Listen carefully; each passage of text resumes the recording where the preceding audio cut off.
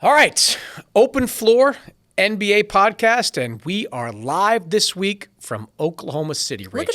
Look at us. On the road, a road show. Road show, downtown Oklahoma City or somewhere in the Oklahoma City area. I've been here for I think 4 days now. We're recording this on Wednesday afternoon. I've been here for a solid 4 days. As I told Fred Katz earlier in the week on the show, my goal was to eat at Mahogany every night this week. How's that going? It has gone flawlessly. I am on day 3 Okay. of some form of steak from Mahogany. Do you eat the same thing every meal? No, every I do time? mix it up. I had a Okay. little lobster and crab bisque. I recommend that to people that are popping into Mahogany. Excellent lobster and crab bisque. Kennedy, the bartender who's been serving me every night, she's a wonderful person. I've enjoyed my Oklahoma City experience so far. There you go. I thought it was interesting for this series. So, when you're trying to plan the NBA Finals, people are pre-book hotels Yep. months in advance, things like that. And the hotels both in Indianapolis and Oklahoma City have been somewhat available. It's not like it's completely booked out. And I was wondering if part of that is because people who are fans of these teams are so rooted here already. You just don't have a lot of people from other places who are, oh my God, I'm a Thunder fan and I live in New Hampshire and I have to come travel. It's people regionally who live here and therefore they're either here already or they're staying with family or something like that. It just has that more of that feel of this is our town, this is our people, this is our team. It feels local in a way that feels really nice and loyal. And that's all interesting. I think that part of that is true. I think it also probably doesn't hold a ton of other events here. I mean, they had the softball World Series or something to that effect was going on. I think there's still softball going on right now. Softball was being played. So that's one thing. But you go to a city like San Francisco.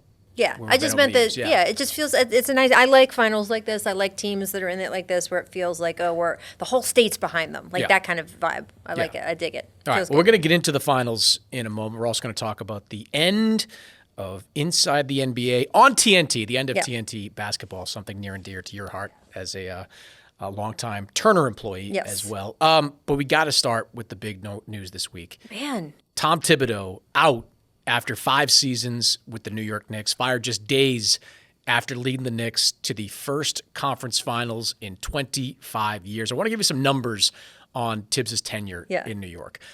226 and 174 career record.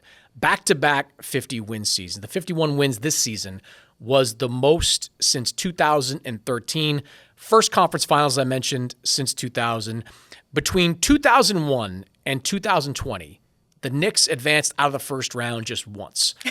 Under Tom Thibodeau, they did it 3 times. He is 4th in career wins, 5th in playoff wins, 4th in playoff winning percentage. Bear in mind, he coached there just 5 years. Right. And 6th in overall winning percentage, the second longest tenured head coach since Red Holtzman, behind just his mentor, Jeff Van Gundy. Before Tibbs, this team was an abject disaster. They were a laughingstock. They had won 1 playoff series under the previous 12 head coaches. 12 head coaches there. But the Knicks decided that it was time to go another way. I'll put it out there to you. Why do you think that the Knicks chose to fire Tom Thibodeau? Well, look, first of all, when you say laughingstock, I think we also have to rewind people to remember it wasn't just on the court. The entire organization was such a joke that it was literally the butt of children's movies. There was that animated Disney movie that made some joke about the Knicks in the middle of it. Randomly, it was like a drive-by. I mean, culturally, as an organization, there was that feeling of why would you go play for them? It's a disaster. Your career is going to, go in the toilet. It's a basketball desert in terms of common sense, all of that. And what Leon Rose and Tom Thibodeau did when they came in was legitimize being a Knick again, which is crazy that was necessary. But when you read off all the things he did, it goes way beyond on the court stuff. I was shocked. Even in today's NBA, where apparently all we do is fire coaches, I think there was some stat, it was at the last 5-6 coaches of the year were fired within... Championship coaches. Coaches were fired. I mean, it's ridiculous. Unless your name is Eric Spoelstra, you have no job security in the NBA. But it goes beyond that. I mean, this really does go beyond that. And look, we can get into it, and there are certainly valid reasons of why you think Tom Thibodeau might not be able to get this New York Knicks team to a championship. I don't know what percentage of that is coaching. It might be this New York Knicks team. But regardless, if being to the game 6 of the conference finals isn't good enough, I just don't know what we're asking of people. Yeah. The two arguments that I've seen about the Knicks needing to replace Tom Thibodeau. Number one, doesn't play enough guys. He doesn't use his depth. To those people, I would ask, what depth? What depth That's are we what I talking mean. How about much here? of it is coaching and how much of it's the I mean, roster? I want to meet some of the campaign DeLon Wright truthers that are out there that think that Tom Thibodeau should have been playing them more during the regular season in the playoffs. Obviously, DeLon Wright played well when he got into the rotation in the conference finals. Landry Shamet played well, but there are reasons these guys were not playing, and those reasons go well beyond Tom Thibodeau. I mean, how many teams has DeLon Wright played for in his career? They didn't play well enough that they won the series, so clearly. Exactly. That's the other part of it. The other part of it is his offense is a little bit too simplistic. He puts too much pressure on Jalen Brunson. Some of that may be true. Might be able to diversify the offense a little bit. But that offense got them through Detroit in the first round, beat Boston in 6 games in the second round, and was really just one catastrophic collapse in game 1 from forcing a game 7 at the least with this Indiana series. I thought this decision was crazy. I understand that it was made. It didn't shock me that it was made because this was kind of, when it wasn't immediately put out there right, that Tibbs would be back, you always start to wonder what's going to happen. So it wasn't shocking, but I don't think it makes any sense whatsoever. Again, it's about the result. What more do you want? Yes. And if that answer is we want to get to and win the NBA Finals, well, first of all, so does everyone else. Mm-hmm. And your chances of doing that are very small. Every year.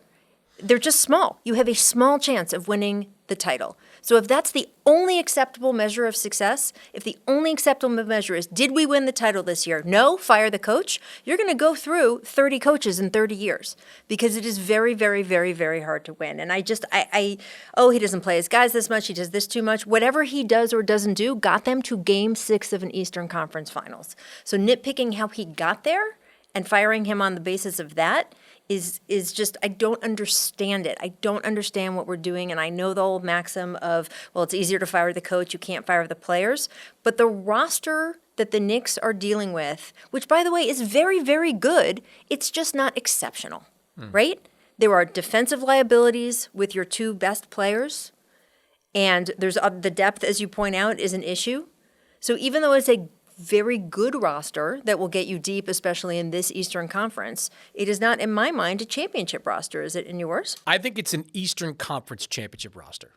I think that if they just ran this whole thing back next year with a healthy Mitchell Robinson and maybe some nibbling on the fringes, right? You replace DeLon Wright and Landry Shamet maybe with more usable pieces. You can always kind of mix and match the back of your bench in free agency. I think they had enough to win the Eastern Conference. Boston, we know. They almost did win the Eastern Conference. They almost did, exactly. So clearly I'm saying that they have enough talent to win the Eastern Conference, and I don't think a coaching change is going to change that one way or the other. My next question is, who do you think pulled the trigger on this? Because the Knicks have done everything in their power to telegraph that this was a Leon Rose decision and a Leon Rose only decision. I would like to sit here and call bullshit on that. I do not believe that Leon Rose himself at the end of the season said, you know what? After standing by Tom Thibodeau 3 years ago when he was coming off a bad season, I'm now all of a sudden going to decide, when we're 2 wins away from making the NBA Finals, after we beat the juggernaut Boston Celtics. They didn't just beat the Celtics like a hampered version. Yeah, Porzingis was a little off, but Tatum was healthy for 4 of those games, right? They were down 3-1 before Tatum got hurt. Now we're going to decide that this is when my loyalty to Tom Thibodeau dissipates. And not just the last 3 years, by the way, the last 3 decades. Yes. I mean, this is a decades-long relationship. Yes. I don't believe for a second Leon Rose woke up. Look, it's probably not as simple as James Dolan went to Leon Rose and said, fire Tom Thibodeau, but I don't believe that Dolan wanted Thibodeau around anymore. I think Dolan was ready to make a coaching change with Tibbs. And why? Why do you think that is? Look, for the reasons we kind of articulate. I think that Dolan probably watched the team and saw an uninspired offense. He probably wondered, like everybody has over the years, why Tibbs doesn't dig deeper into that bench, why he's playing guys playing 40 plus minutes a night. Mikal Bridges still an Iron Man after all these years. Like why he doesn't, pull back on the reins a little bit during the regular season. I also wonder, like, Dolan was in these meetings, these exit meetings. It's been reported that he was in these meetings. So he's hearing from some players. And I'm imagining there are a few players that aren't giving Tibbs a full-throated vote of confidence. Like, what did Mikal Bridges say in that meeting? We know Mikal Bridges during the season was like, you know what? We don't need to play this many minutes. What did Katz say? Katz had his issues with Tibbs in the past, going back to Minnesota. I also want to know, Rachel, what Jalen Brunson said in that meeting. Because Jalen Brunson gave a full-throated public support of Tom Thibodeau after that loss to Indiana. But I'm having a hard time believing that if Jalen Brunson was as supportive of Tibbs in private like he was in public, I'm having a hard time believing they'd pull the trigger on that. Because if your star player, your superstar, says, we got to keep this coach, how often does it happen that a coach gets fired? I think you're contradicting yourself here because you started out by saying that James Dolan was a big part of this. Yes. Once you've said that, all bets are off. Okay, fair. Right? Yes. And by the way, James Dolan does not have a track record of listening to his star players. No, he right? does what he wants. So I just don't think, I think Jalen Brunson could have gotten up on this table and said, we need to keep Coach Thibodeau, and he probably did. I do believe that he gave a full-throated private defense of Tibbs as well, because again, that's a relationship that goes back decades, right? I mean, these relationships we're talking about in the Knicks organization, part of the reason they've worked so well is that these guys have a trust and muscle memory that goes back much further than working together in this particular setting. And I think Jalen meant what he said. I mean, I looked at his face when he was asked that question about Tibbs. He was sort of like, what are you talking about? How could you even think about getting rid of him? And then boom, a couple days later, there he goes. And I just... Again, this kind of is the extended version of the conversation you and I have been having for 2 or 3 months, which is not everyone is going to win all the time. If you make all of these roster decisions, coaching decisions on are we going to win the title, and anything less than that in any given year is just not good enough and we have to rip it all up, you'll never get anywhere. You have to have building. You have to have years building, and this was one of them to me. I don't understand what they were doing. So now the question is who they get to replace him. Because it sure doesn't look like there was a succession plan in place. Like sometimes you see a coaching change happen and they have a new coach ready to go right away. Sometimes it works. The Knicks clearly don't have that next guy up. And all the names that have been floated out there, none of them jump off the page to me and say, like, that makes a lot of sense. Like the first name that was floated was Michael Malone. Mm-hmm. I like Michael Malone. Mm-hmm. He was literally just fired for not listening to his GM about playing guys. Yeah. Like he is Tibbs light, right? His dad, Brendan Malone, was one of the mentors of Tom Thibodeau. So you're going to bring in Michael Malone to replace Tom Thibodeau. That doesn't make any sense. We've heard Johnny Bryant, okay, finalist for the Phoenix job. Mm-hmm. Maybe that makes some sense. Jay Wright's not taking this job. I'd like to go on record saying I'm reasonably sure Jay Wright's not taking this job. When I did the story on Adrian Wojnarowski last December, one of the people that Woj talked to about retiring, getting out of the game, was Jay Wright. Because Jay Wright quit in 2022, and a lot of people back then thought it was because of NIL and the evolving college landscape. Well, Jay told Woj, like, no, I just want to be around family, man. Yeah. Like, I'm missing too much of my family's life. I don't, look, maybe in the last 3 years he's gotten reinvigorated, but I just don't get the sense Jay Wright wants to get back onto that hamster wheel, even if it does mean coaching his former players in New York. After that, like, what's the next obvious candidate? Who's the next coach out there that is A, better coach than Tom Thibodeau, and B, can coach in New York? Like, coaching in New York is not easy. Tibbs was born to coach in New York. His surly personality, his demeanor, his style, everything screamed New York Knicks head coach. That was his dream job for a reason. I don't know who else is out there that is obvious fit for this team. Do you? I certainly don't know anyone who's going to make Jalen Brunson taller. I don't know anyone who can coach this team that can make Cat play a different kind of defense than he's played for the decade that we've seen him in the league. Again, there are roster issues on this team. They are not huge because obviously it is a team that got to Game 6 of the Eastern Conference Finals, so they're pretty good. But are they exceptional? Are they a championship-level roster? And maybe you're right. Maybe in the East, especially in the East where Boston's not going to have Jason Tatum next year, that it's enough. It's enough with this roster to go to the finals next year. And if they do it under a new coach, James Dolan gets to say, see, I told you, here we go. But I think the likelihood of that is low. Just because I think the likelihood for any team, any year is low to make it to the finals. And I moving these deck chairs doesn't make sense to me over and over again with these teams. I was, maybe just to go back a bit, like if they had run this whole thing back, I believe they would have been the favorite to finish with the number 1 seed in the Eastern Conference next year because they'd get Mitchell Robinson for a full year. And we saw Mitchell Robinson make an impact in the playoffs. We know Karl Anthony Towns tends to thrive playing alongside defensive-minded big. Had a lot of success in the regular season with the Minnesota Timberwolves playing next to Rudy Gobert. So you give him a full season. You give Mikal Bridges a second season with this team. Acclimate, play under Tom Thibodeau. You tweak the bench a little bit. Get a couple of guys like we mentioned.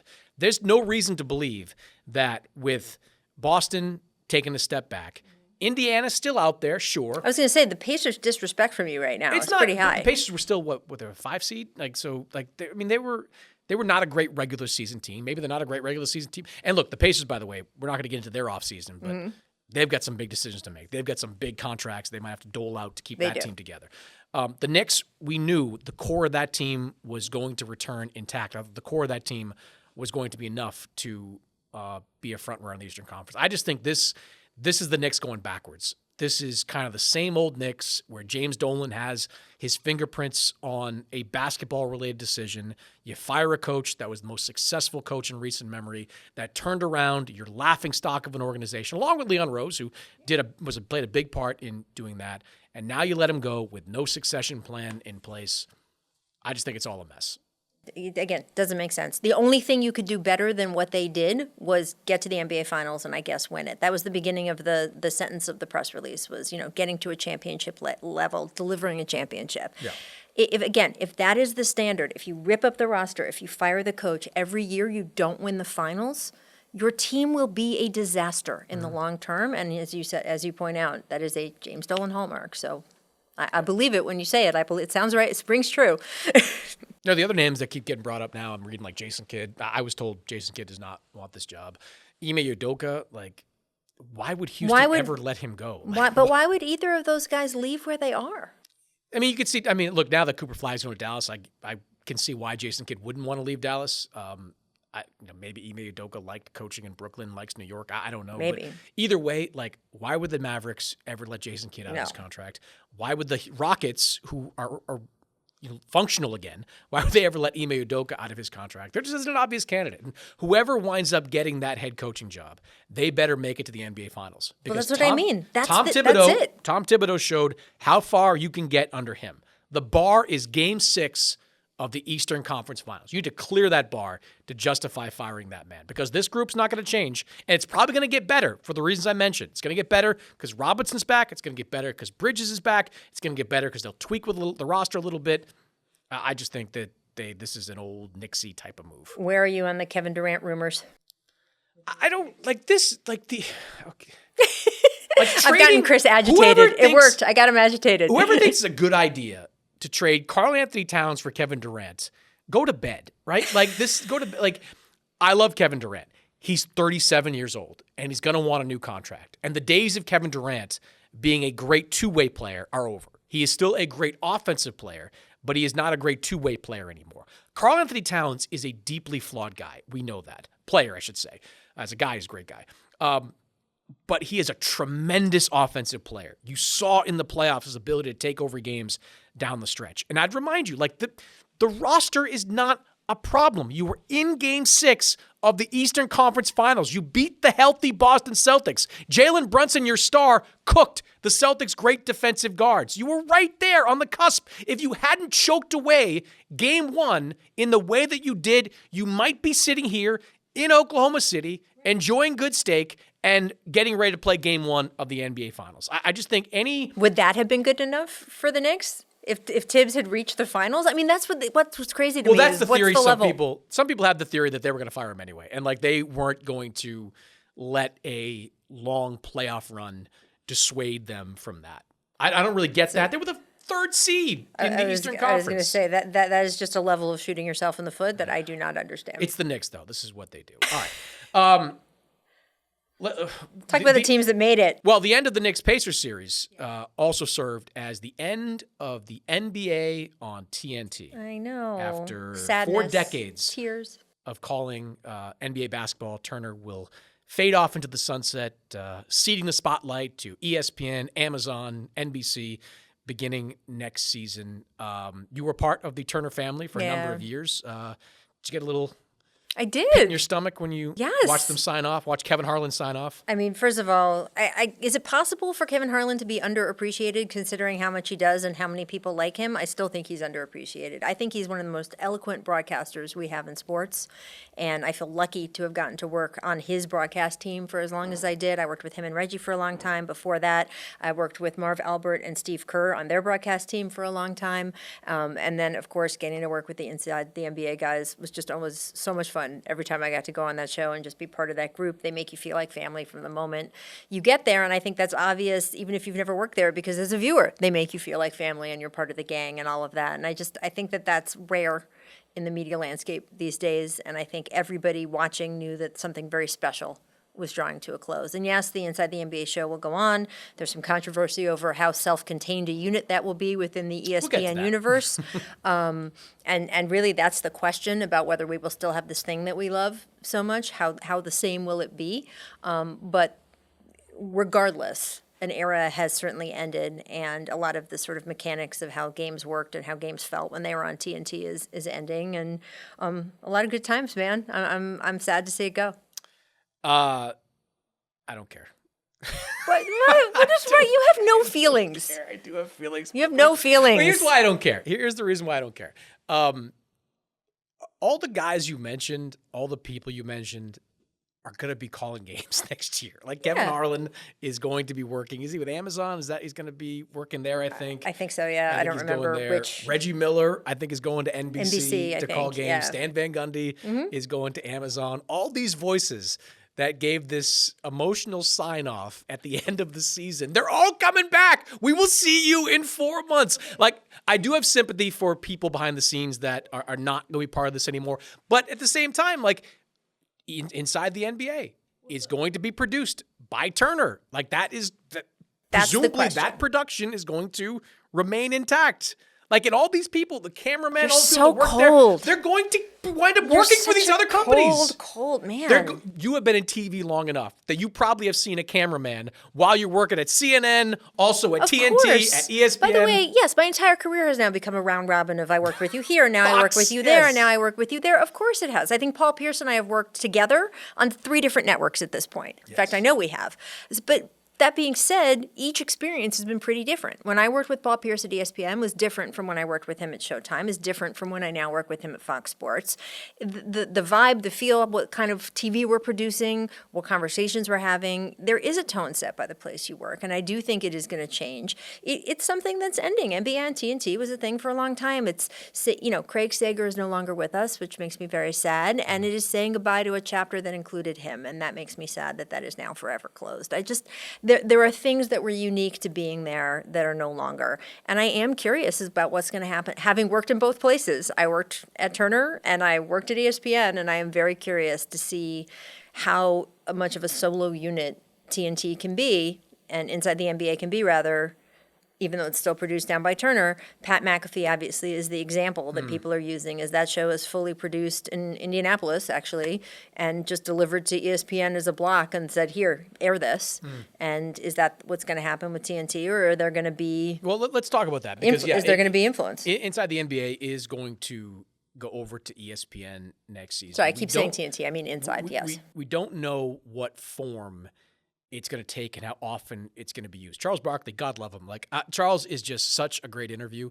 Like, he goes on Dan Patrick like once every few weeks, and just lights his employers on fire. Yes. Like, I want to someday have Charles Barkley fuck you money. Like, I want that. I want to just be able to just say whatever I want. It's on my mind. You don't do that now? Not about my employers, I don't know. Subscribe to Sports Illustrated. Everybody, get out there. It's a great offer. $20 a year. Great offer. I'm curious to see what it looks like, because when Charles Barkley went on Dan Patrick this week, he said that they had just finished taping a pilot for Inside the NBA on TNT, not on ESPN, which would, I guess, be part of what they're going to do. They're going to produce an Inside the NBA show that's going to be on Turner 2/3 of the time, he said, without video rights. It'll maybe kind of be like Inside the NFL, which they'll do one of those with a Turner platform. And then he said 1/3 of the time they're going to be on ESPN. Like ESPN immediately after the interview did some damage control. They're like, no, we're going to bring them in. We're not going to mess with it. They talked to Front Office Sports about this. They did all the things that you would expect after Barkley lit the whole thing on fire. But I think it's worth asking, like, what is this show going to look like next year? Like, put yourself in Jimmy Pitaro's position or somebody in power at ESPN. Like, what do you do with Inside the NBA? Well, if you're smart, you don't do anything with it. And that's one of the things Bill Simmons brought up too, I believe, on his podcast this week, is the commercial breaks. Yes. And having worked at both places, I can tell you they're very different. ESPN wants more commercials during those windows. They want more money to be coming in during those windows. So the ESPN Maybe halftime now more show, than ever because they paid so much. So the NBA on ESPN halftime shows have been very truncated, right? It's like 90 seconds in and out of like, okay, this is what happened. Okay, bye. One person comment, you comment, keep those short. Okay, bye. Now we're out, right? And I mean, half the time you can't even see the people on screen because it's covered by video, and then it's covered by a promo of sponsored by so-and-so, and then you're out, right? And that does not give the feel of, hey, I'm going to chat with my friends in the studio and hang out with Charles and Kenny and Shaq and the gang to see what's going on in the middle of this game. That is not conducive to that. So that's the first, it's an inside TV thing of what are the commercial breaks, but it's actually what is going to give that halftime show the feel of what we're used to or not. And it is going to be an interesting question if ESPN lets them have the airtime that made it the show that it was, or if they just want the money. So we'll have to see that. Other than that, if I'm ESPN, I am leaving the show completely in the hands of the people at Turner because... Okay, but my question for you is, where would you slot it? Like, right now, Inside the NBA is the pregame show, it's the halftime show, it's the postgame show. The postgame show is really where it has its most strength, right? Yeah. Like, it has this forever, no time limit, go on and say whatever you want, whenever you want, forever as long as you want. Yep. Like ESPN right now, they have a studio show. Well, they have a NBA countdown show. But that's pregame. right. Sorry, I thought you were talking about postgame. I'm saying all three. Like, okay. Would you put Inside the NBA exactly as it is on like Fridays on ESPN, or would you just put them on postgames certain days? Well, look, I'm not going to get into saying what shows on ESPN should or shouldn't exist because people are going to think that's personal with me, and it's not. Because, you know, I am like every other basketball fan. I like Inside the NBA. I think it's fantastic. I want to see it as much as possible on whatever network it's on. So whether it's ESPN, NBC, Amazon, I'm not saying it should replace some other programming. Like, I just think that if you have that asset, no matter which network you were and it landed at ESPN, you should use it as much as you can because basketball fans love it. That's the answer to me. It's just a question of, are they going to let them do their thing? And are they going to let them have the TV time without the commercials to do it? I don't know. And are they going to let what's traditionally SportsCenter post game not be SportsCenter? Well, that's the thing. If anybody would want my opinion on this, which nobody should take, because I don't know. Because you're a cruel, cold, unfeeling person who doesn't have I emotions, don't apparently. care about networks changing hands. I care about the people. The people people are still going to be working. The people are still going to be working. See you soon, Kevin Harlan. Stan, looking forward to watching you on Amazon. Amazon, quite frankly, is where Inside the NBA should be. Yeah. Like Amazon should have done this deal with Turner, where they license Inside the NBA and they use it exactly like it's being used now. Whatever day of the week Amazon has, 1-2 days, you put Inside the NBA on for that. You don't need to worry about commercials with Amazon. It's streaming. It's longer. It's free-flowing. They can say whatever the hell they want on Amazon. That's where it should have gone. Yep. If I'm ESPN, I never let Inside the NBA see a minute of linear TV.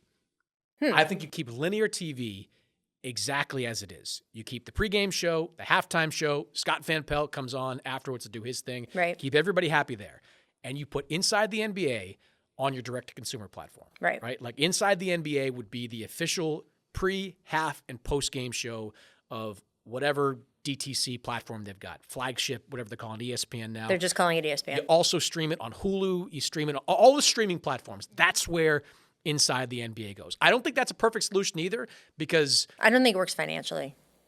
Oh, aren't you trying to drive people to those platforms, though? Isn't that the whole point? Didn't I hear streaming was the future? Aren't we I work for DAZN, okay? Like, I am a believer in streaming. No, I am too, obviously. And by the way, anybody who works in media should be, to your point, but it is financially, in this moment, not where the money is to pay for that level of what they are paying for inside the NBA. But don't you think it's, like, bizarre to have, like, Wednesdays, we're going to have Malika, Bob, and Perk. Are they?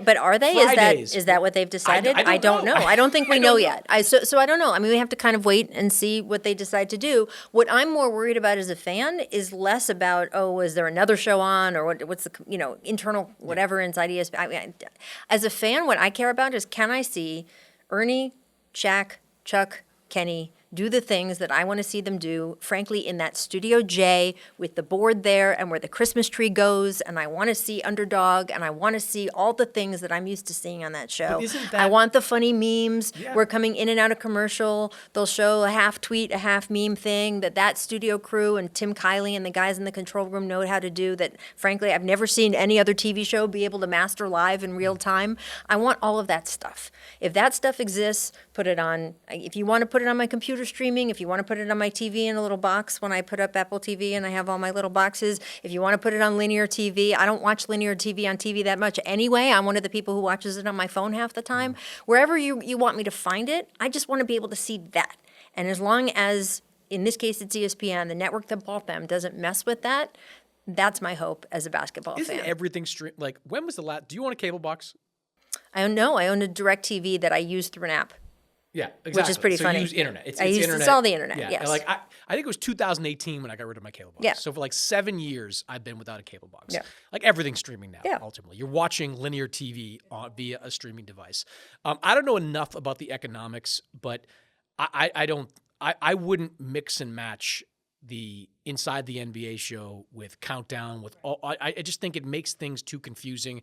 It gets things too cluttered. It opens ESPN up for criticism way too much. I would make those guys the centerpiece of your digital platform. Like they obviously believe that, and correctly, that DTC is the future. That ESPN eventually, 10 years from now, is only going to be streamed. We're down to like what, 60 million homes for linear TV. No, I mean, like it's it's not dwindling high. by the day. Cord cutting is real. I would put it all on DTC. I would go that direction. We'll see where they go. And I do agree with you. First and foremost, it's got to be the same exact show. But I'm not sure you can do the kind of show they do post-game on linear TV with all the breaks and with the rules even that can you say this, can you say that? Well, the rules are the same. They're operating under the same. ESPN and TBS or TNT don't have different they bend rules. them, though. Like they Well, tend look, to- there's a we are a Disney company Yes, ethos the mouse, at yes. ESPN where you're supposed to be more family friendly, but I think in general they're operating under the same level of humor, especially at 11 o'clock at night or midnight. I don't think there's some like tight leash at ESPN of, oh my God, I can't believe he said that, as long as it does not run afoul of the federal trade, FTC or whatever it is. But I mean, can you call all women in San Antonio fat on ESPN? Exactly. I don't know. I mean, one would argue you shouldn't be able to do that on TNT either, Charles. So, I mean, look, again, are they going to be able to keep it as it is? Is ESPN giving up the post-game real estate? Is Scott Van Pelt not going to be on post-game anymore? I don't know what the politics or the agreement he has with the network. I don't know if during football season, do you want SportsCenter on actually post-game? Because the truth is a lot of people still want to hear about what's going on, even if it's after a basketball game. They want to know what's going on in the NFL. Is that show then going to be short? Is Inside only going to be a half hour after the game? And then in which case can they really get to the back of the show stuff where they really do most of the goofy stuff? And then is the second half going to be SportsCenter? I don't know what they're going to do there. So I'm interested like everybody else is. And I think that's why there has been some sadness over this, to wrap it back up to your cold, cruel heart over the end of TNT. Because yes, these guys, the broadcasters will be at other networks, the guys who call the games will be scattered, but we won't have the teams and the conversations that we're used to. And then, in theory, Inside the NBA is just being packaged and gone to ESPN, but the truth is we don't know what that's going to look and feel like. And it probably will look and feel different in a couple years than it does at the beginning.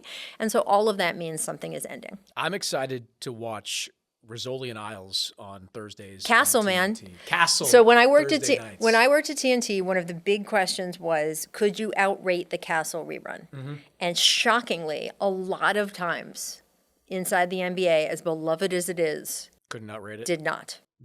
not to go too far astray here, but this is why boxing got bounced off HBO, because HBO was looking around going, why are we paying $10 million for this fight card when we could put a rerun of Game of Thrones and draw the exact same audience or better? Like that's always the danger. Castle does that well. Castle does well. All right. Never really get into Castle. Yeah, no, Big result me neither. guys. Yeah, well, really? Angie Harmon. That was a big fan. Big fan. All right. Let's finally get to the NBA Kevin Harlan, finals. no. Angie Harmon, yes. Kevin Harlan, no. Angie Harmon. Absolutely. Okay. NBA Finals, Oklahoma City and Indiana. That opens up on Thursday. Before we unpack the series itself, this is the first time in NBA Finals history where we've had two teams that have been in the 20th media markets or smaller. These are the very definition of small market teams. As far as NBA markets, I believe Indiana is the 9th smallest market. I think Oklahoma City's third smallest market. So you have got two small market teams for the first time really ever. You've had, Denver and Miami from a couple of years ago were smallish, but Miami, I think, was inside the top 20. And you often will have a San Antonio, an Oklahoma City in the past in the finals, but they have always been buoyed by Golden State, Boston, finals, traditional market teams. Is this a good thing? Because this is what the question the NBA is going to be asked a lot over the next couple of weeks. Is this a good thing for the league to have two small market teams? I think it's a great thing. I understand financially why you wouldn't want to have it happen every year. And by the way, I say financially because emotionally, it's great to see any team make it to the NBA Finals and any fan base or franchise get to experience this. But financially, I don't know if it makes sense if they were going to have this every year. But once in a while, I actually think this is very good for the NBA. Not only do I think it's not bad, I think it's actively good.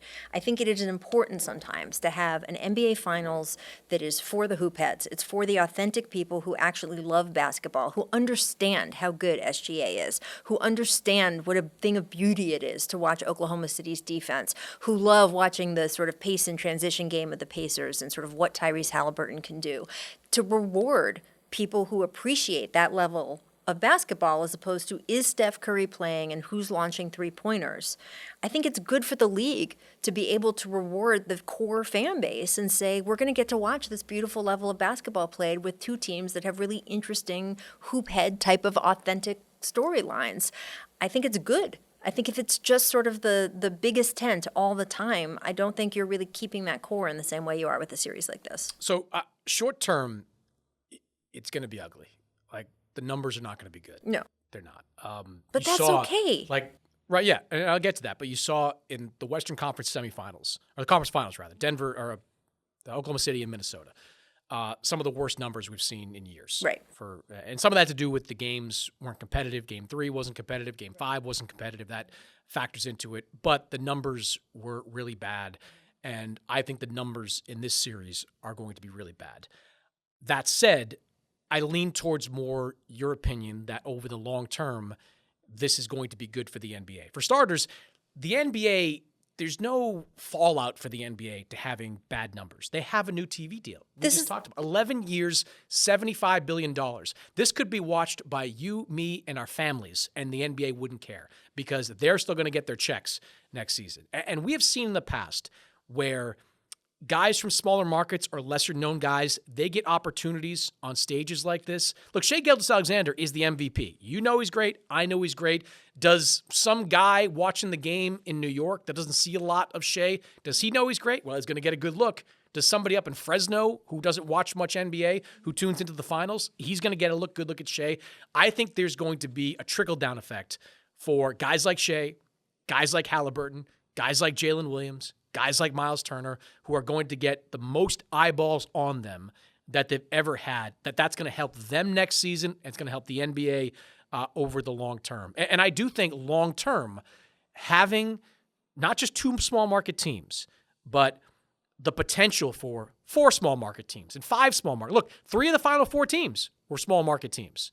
Throw Minnesota into that mix. I think long term, this kind of parity is going to be good for the NBA. There's going to be some short-term pain. They're going to take some arrows over the next couple of weeks from the usual suspects. They're going to say, well, nobody wants to watch the NBA because these ratings are going to be bad. They're going to be compared to like Celtics against Warriors. They're going to be compared to the Lakers series, compared to the Warriors dynasty.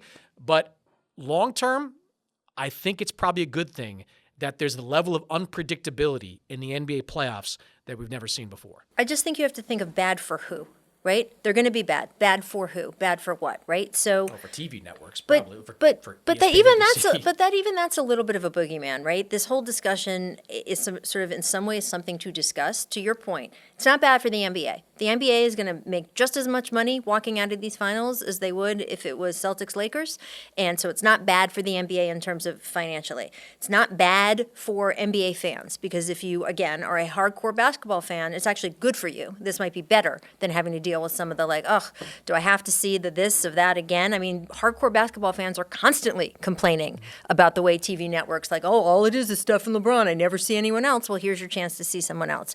If you're a sports fan who's not interested because it's Pacers Thunder and it just doesn't float your boat, okay, don't watch. That's okay. It's not bad for them. It's not like, man, I don't have the NBA in my life. If you want it, turn it on. If you don't, go fishing. I mean, you have other options out there in the world.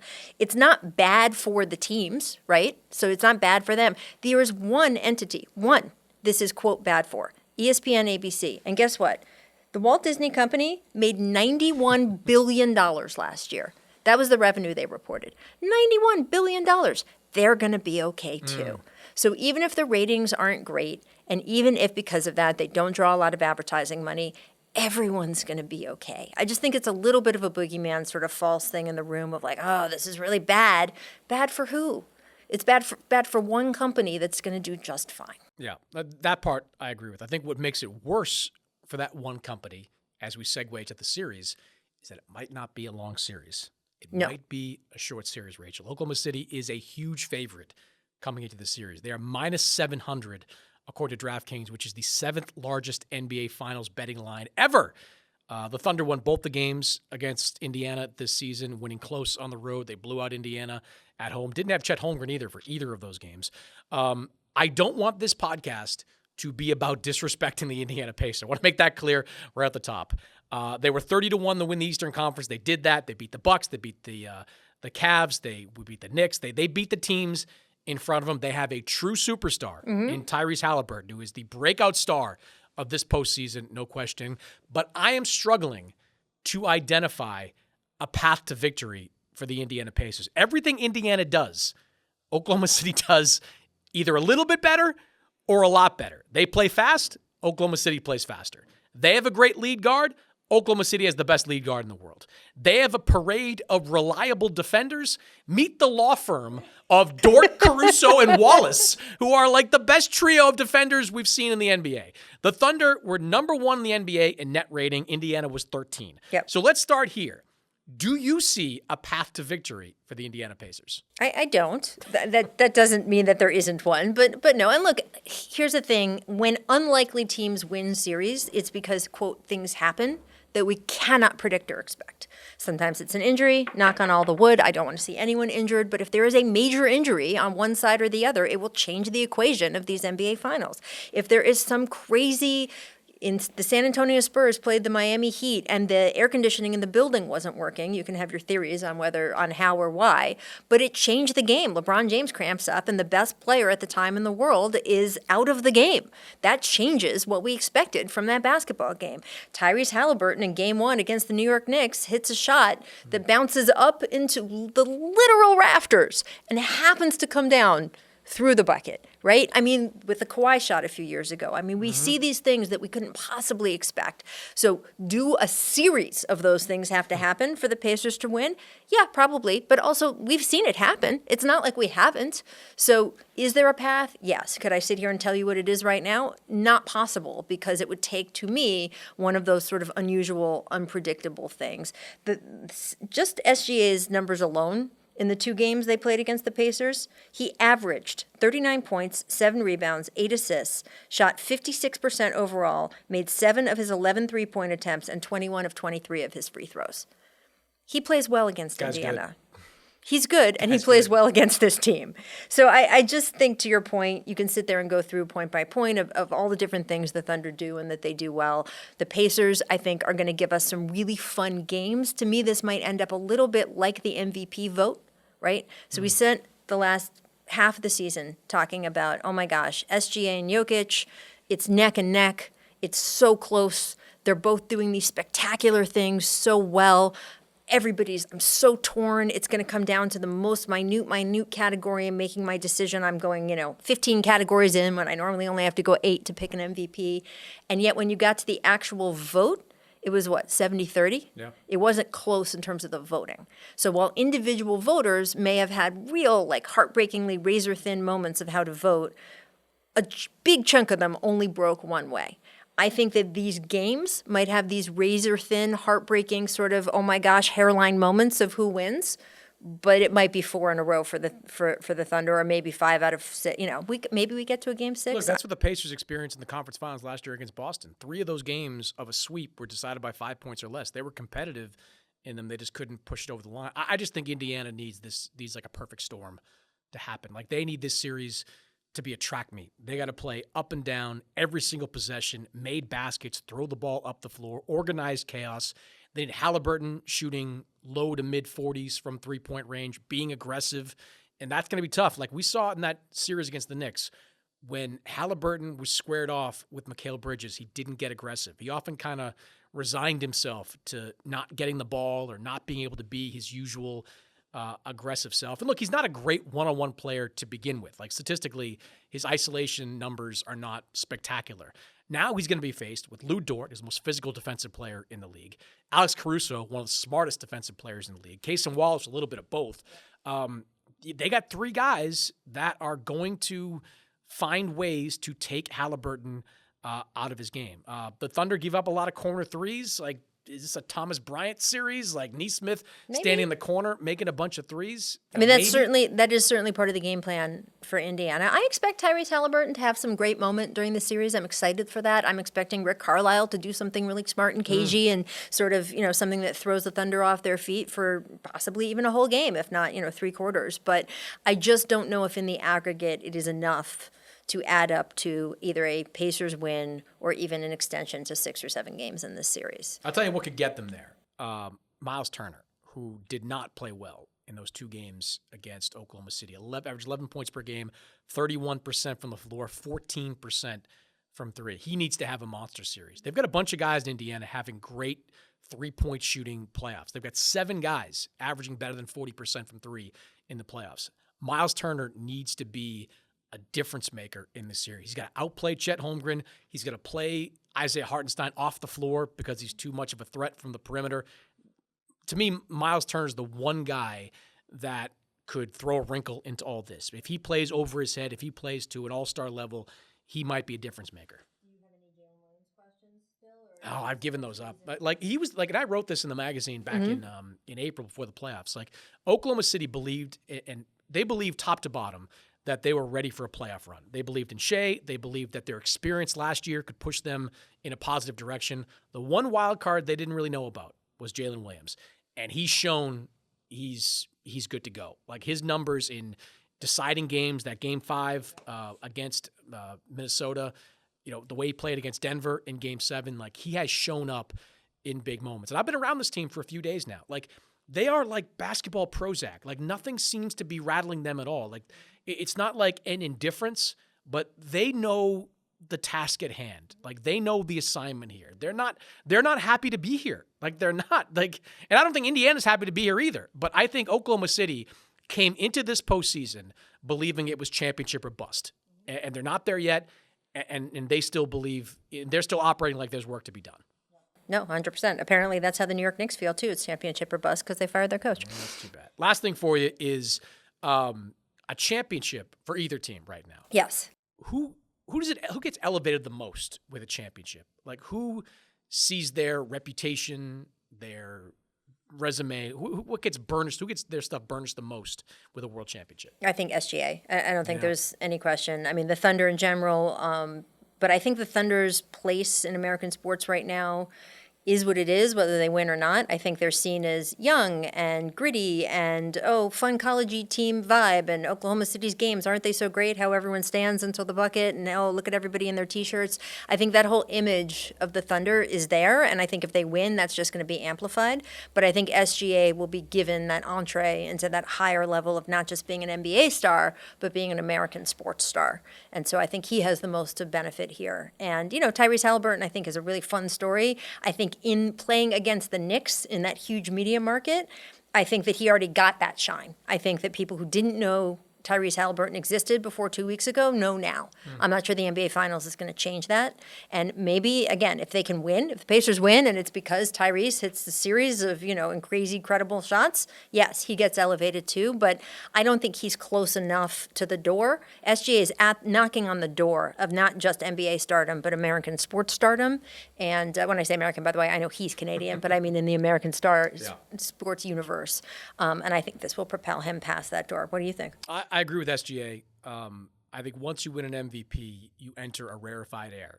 And then it's about climbing over the other guys that are in that rarefied air. You get a championship, that moves you one rung up the ladder. Now you start talking about the potential of being in the all-time great conversation. You do it a couple of times. A few more times, you're talking Mount Rushmore. You put yourself into the mix. I think a world championship would be, keep saying world championship. Some of the guys over in Europe don't like when we say that. NBA championship puts them. Was it Noah Lyles? And Noah Lyles, why do I call him NBA champion? Yeah, that's a good one. The only other guy I would say would get elevated would be Carlisle, because he's already a Hall of Famer, no? He is, but I mean, how many coaches have won championships with two different teams? And to do it 14 years apart, that's pretty impressive. Yes. I could do it with the Dallas Mavericks and Dirk Nowitzki, who play one way, and do it with the Indiana Pacers and Tyrese Halliburton, who play a completely different way. That'd be a feather in his cap. That's been kind of fun watching people realize about Rick Carlisle, by the way, because we talked about going into the Pacers-Knicks series, like, these two old-school coaches. And they are old-school coaches, both of them, certainly in demeanor and, being around the game and all the principles that they bring in there. But Rick Carlisle has shown himself over and over, not just this year, but to be adaptable in a way that Tibbs, frankly, hasn't been. And I think getting to see Rick in action, he maximizes every team he has. I've covered Rick for a long time, so have you. Mm-hmm. He changes up his style. He sees the opportunities with his roster. He maximizes each part of his roster, each sort of dynamic of the way his team can play, and evolves over the season as he watches what they can do. And that was fun for me in the Knicks series to get so many people noticing and seeing, now look what they're doing. Now look at what Rick is doing. Someone who enjoys watching him coach. I thought that was fun, and I was excited to see him get that recognition. So the finals could theoretically go until June 22nd. What do you think the odds are that Rick at Media Day says we're on day 1 of 18? Of 18. So you have to explain that to people who might not have been there the day you and I were when they started the Knicks series, and they won game 1 in the most spectacular comeback, breathtaking, oh my God, the entire building didn't even know what hit it, and Rick Carlisle comes out and goes, it's day 1 of 13. 1 of 13. 1 of 13. Now we're on day 1 of 18. I am on day 4 of dinner at Mahogany, so we can continue this conversation there, Rachel. I will be there every night, sitting at the bar. Look for Chris Mannix, cold, unfeeling. Drinking his old-fashioned, having his steak. Boom. Living life. Old school.